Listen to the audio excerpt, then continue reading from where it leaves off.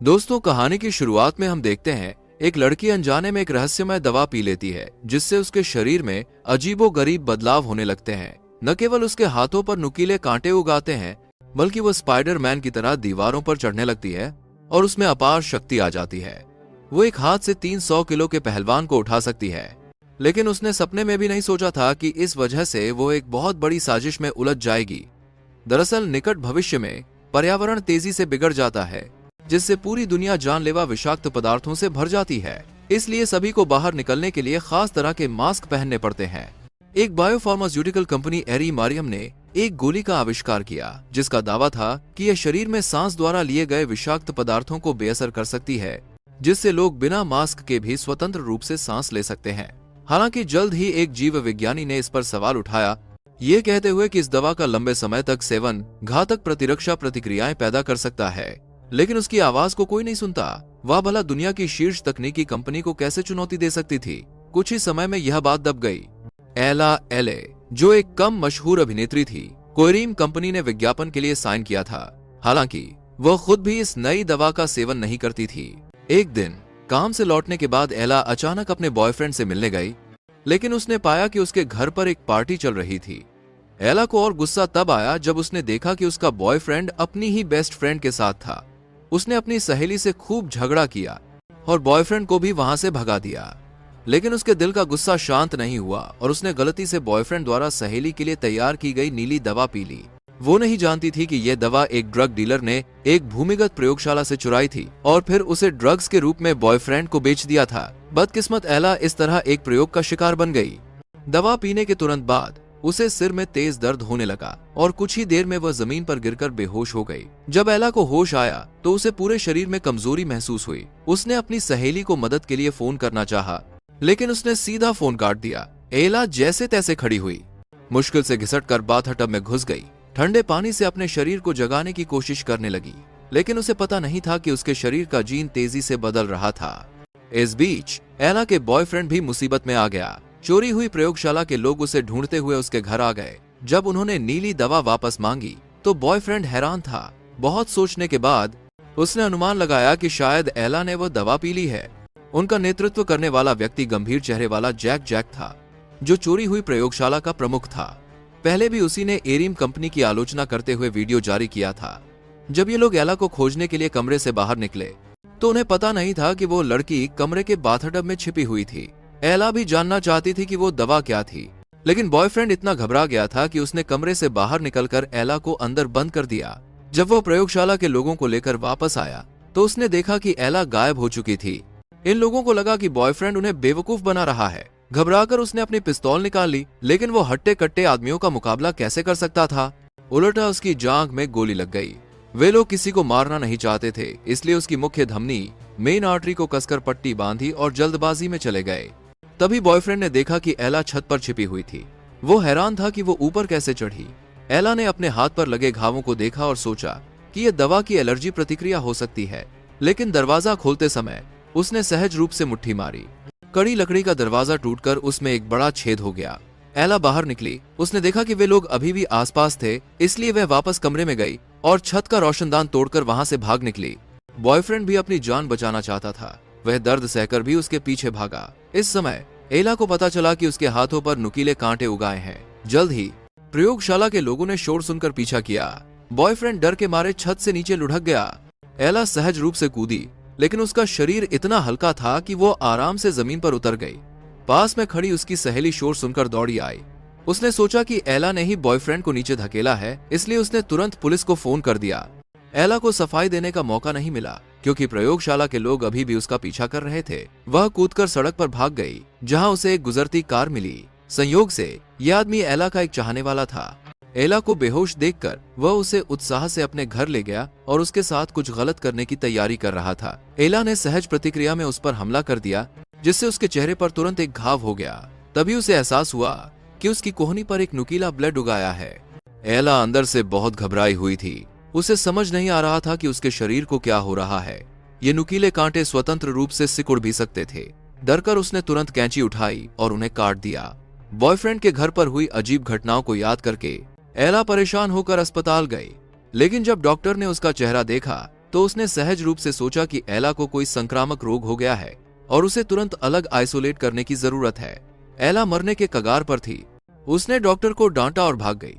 आखिरकार वह अपनी दीवारों पर चढ़ने की शक्ति का इस्तेमाल करके छत पर छिप गई और सुरक्षा गार्डों के पीछा करने से बच गई।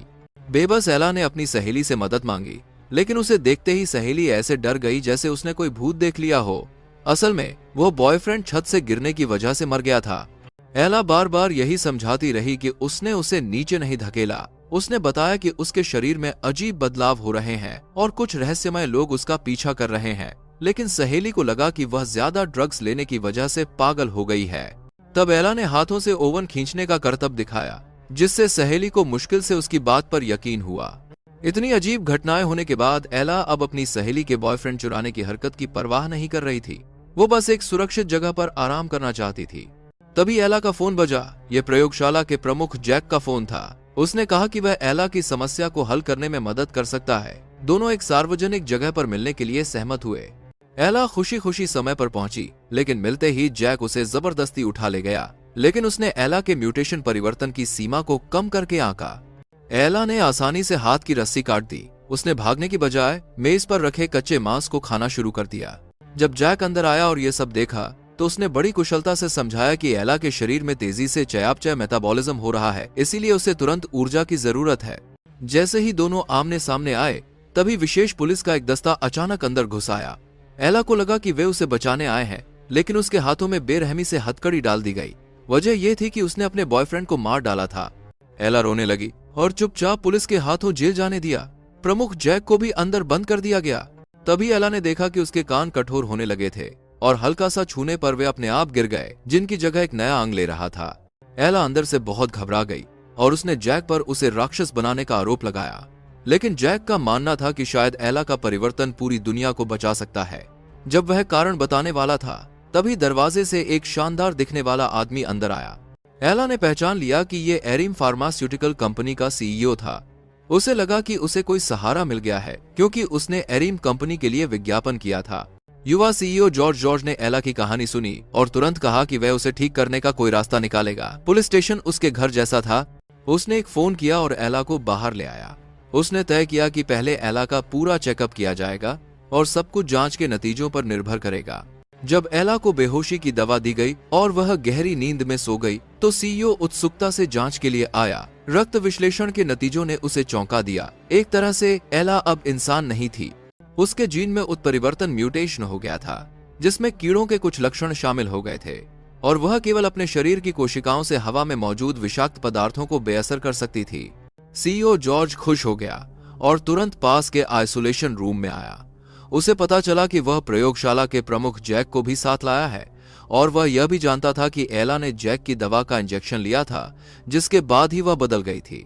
सीईओ जैक से फॉर्मूला नुस्खा सौंपने के लिए कहना चाहता था, ताकि वह जहरीली गैस में रहने वाले लाखों लोगों को बचा सके। जैक की हिचकिचाहट देखकर वह मन ही मन खुश हुआ। यह तो ऐसा था जैसे प्यासे को पानी मिल गया हो। दरअसल जॉर्ज पहले से ही जानता था कि नई दवा में कमी है, लेकिन कंपनी के मुनाफे के लिए उसे इसे बेचना पड़ा और साथ ही प्रयोगशाला में सुधार भी करना पड़ा। अफसोस, सभी योजनाएं असफल रहीं। तभी असिस्टेंट आकर उसे जीन परिवर्तन योजना शुरू करने की याद दिलाता है। जॉर्ज की आंखें कुछ पल के लिए भटक गईं। यह योजना सैद्धांतिक रूप से मानव शरीर को विषाक्त पदार्थों के लिए अपने आप एंटीबॉडी बनाने की अनुमति दे सकती है, लेकिन इसके लिए बड़ी संख्या में जीवित लोगों पर प्रयोग करने की जरूरत थी। जब जॉर्ज दुविधा में था, तभी अचानक परिवर्तित हुई एला उसकी नजरों में आई, क्योंकि ईरियम कंपनी प्रयोगशाला के प्रमुख जैक की गतिविधियों पर लगातार नजर रख रही थी। उन्होंने देखा कि वे एक लड़की में खास दिलचस्पी ले रहे थे और इस तरह उन्हें एला के बारे में पता चला। मुश्किल से एक जाल बिछाकर उसे प्रयोगशाला में फंसाया गया। जांच के बाद पता चला कि जैक का जीन अनुसंधान उनसे आगे था। अगर वह फॉर्मूला सौंप देता तो वे तुरंत एक नई एंटीटॉक्सिन दवा विकसित कर सकते थे, लेकिन जैक अपनी जुबान पर कायम रहा। अगर फॉर्मूला एरियम कंपनी के हाथ लग गया तो इससे केवल उन्हें भारी मुनाफा होगा, गरीब लोगों के जीवन में कोई सुधार नहीं होगा।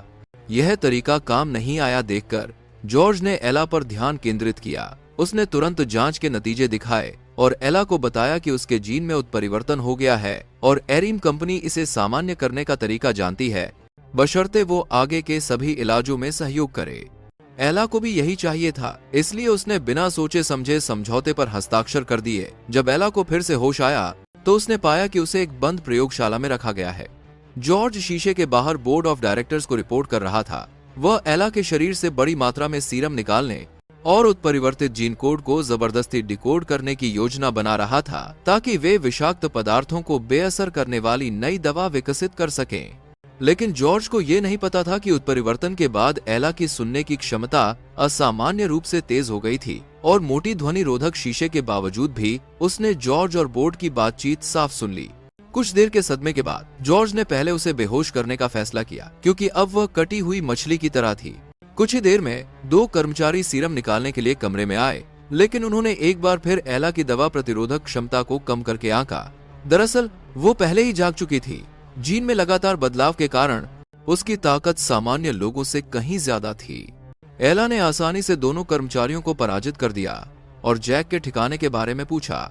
हालांकि सुरक्षा गार्डों को निगरानी में कुछ गड़बड़ी का एहसास हुआ, लेकिन भला सामान्य लोग परिवर्तित एला को कैसे रोक सकते थे। उसने फिंगरप्रिंट का उपयोग करके लोहे का दरवाजा सफलतापूर्वक खोला और अंत में प्रयोगशाला प्रमुख जैक से मिली। क्योंकि उसने एरियम कंपनी को फॉर्मूला देने से मना कर दिया था, एला को जैक पर अच्छा भरोसा हो गया था। इसके अलावा वही एकमात्र व्यक्ति था जो उसकी समस्या को हल कर सकता था। इस समय कंपनी के प्रमुख जॉर्ज को भी एला के भागने की खबर मिली और उसने सभी सुरक्षा गार्डों को उसे पकड़ने के लिए भेजा। लेकिन जॉर्ज को यह नहीं पता था कि 2 घंटे पहले ही जॉर्ज का असिस्टेंट ड्राइवर के भेष में चोरी से बेस में घुस गया था। उसने न केवल अंडरग्राउंड पार्किंग में बम लगाए, बल्कि लोकेशन ट्रैकिंग का उपयोग करके दोनों से सफलतापूर्वक मिल गया। लेकिन तभी सुरंग में भारी मात्रा में बेहोश करने वाला धुआं भरने लगा। जाहिर है जॉर्ज उन सबको यहीं बेहोश करना चाहता था। तीनों ने एक पल भी देर नहीं की और तेजी से पार्किंग की ओर भागे। अचानक वे हथियारों से लैस जॉर्ज से जा टकराए। एला तुरंत उड़न परी बन गई और सफलतापूर्वक जॉर्ज का ध्यान भटकाया। जैक से मिलने के बाद वे सीधे पार्किंग से बाहर निकल आए। हालांकि गेट पर बहुत सारे सुरक्षा गार्ड जमा थे। जॉर्ज बार बार उन्हें जिंदा पकड़ने का निर्देश दे रहा था। जैसे ही एला और उसके साथी फैक्ट्री क्षेत्र से बाहर निकले, एक गार्ड ने टायर में गोली मार दी, जिससे कार तेजी से घूमकर सड़क के किनारे पलट गई। लेकिन जब बहुत सारे गार्ड पीछा करते हुए आए तो उन्होंने कार में केवल ड्राइवर को पड़ा देखा। एला और जैक पहले ही गायब हो चुके थे। कैप्टन ने अनुमान लगाया कि वे दोनों पहले ही भाग गए थे, इसलिए उसने अपनी टीम के साथ पीछा करना जारी रखा। केवल एक गार्ड को ड्राइवर की निगरानी के लिए छोड़ दिया, लेकिन वह ड्राइवर की क्षमताओं को पूरी तरह से समझ नहीं पाया। ड्राइवर ने बेहोश होने का नाटक किया, गार्ड को पास बुलाया और मौका मिलते ही पलटवार किया। आसानी से दुश्मन को खत्म कर दिया। इस बीच एला और जैक अभी भी भागने की कोशिश कर रहे थे। बीच में कांटेदार बार्ब्ड वायर फेंस आई तो उसने सीधे अपना नुकीला ब्लेड निकालकर उसे काट दिया। अफसोस, कुछ ही देर में उनके पीछे कारों के इंजन की आवाज आई। जैक जानता था कि वे जल्द ही पकड़े जाएंगे। उसने एला को अकेले भागने और अपनी सुरक्षा सुनिश्चित करने के लिए कहा। दरअसल जैक द्वारा आविष्कार की गई नीली दवा सर्वशक्तिमान नहीं थी। उसने खुद पर प्रयोग किया था, लेकिन वह असफल रहा। जैक चाहता था कि एला नमूने सैंपल के साथ सातन नामक एक व्यक्ति के पास जाए। वह निश्चित रूप से एक वैकल्पिक दवा विकसित कर सकता था, जिससे ज्यादा सामान्य निवासियों को फायदा होगा। एला ने मना नहीं किया। दवा लेकर एक गहरी खाई में कूद गई। जैक को पुल पर अकेले छोड़ दिया।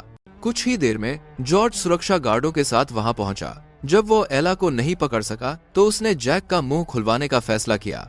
कहानी के अंत में एला पूरी तरह से एक अर्ध जानवर हाफ बीस्ट में बदल गई और वह सफलतापूर्वक सैटर्न को ढूंढ लेती है। पूरी मानवता को बचाने की एक योजना जल्द ही शुरू होने वाली है।